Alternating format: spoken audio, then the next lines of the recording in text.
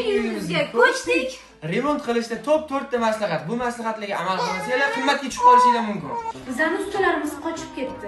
Qo'shnilarimiz muzika qilishdi. 20 kunda remontni bitirishimiz kerak edi, lekin 2,5 oyga cho'zilgan. Xuddi shu muammolar tufayli. Qizim, Bizni usta tanlashda adashdik. Ikkita ustamiz ham qochib ketdi. Bu bizga juda qimmatga tushdi. endi sizlarga yosh oila bo'lib turib qanaqa remont qilganimiz haqida gapirib bermoqchiman. 2,5 oyga cho'zildi deganim. Birinchi ustamiz prorabga aldanganimiz bo'ldi va u tufayli birinchi ustamiz qochib ketdi. Ikkinchi ustamiz keladigan bo'lsak, o'zimiz tanlagan edik. 20 kunda bitirib beraman, mayli bir oyda chiqsa kerak edik. Chunki men homilador edim va tug'ishimga yangi uyga chiqmoqchi edik.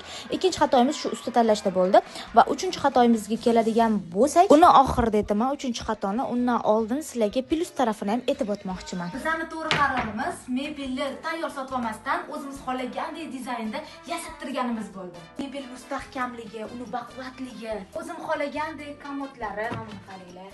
Mana qaranglar. Umuman bu yoqda oyna xohlamagandim, men xohlagandek oyna qilib berishmadi va mebelni ancha yillik chidamliligi. Buni qaranglar, o'zi yopilib ketadi.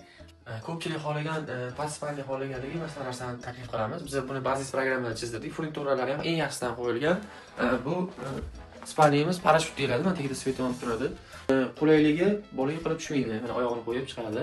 Kamida 5000 dollarga tushishi kerak bo'lgan mebellarimiz bizga juda arzonga tushdi. Prexoshkamiz, televizor zonamiz, spalnini polniy mebeli, vanna mebellarimiz, xullas hammasi juda ham arzon tushdi. Men hayron qoldim va sifatiga bomba o'rtoqli. Sifatiga gap bo'lishi mumkin emas. Apple mebelga ishonib, biz xato qilmaganimizni tushunib yetdik. Bu bizning plus tarafimiz.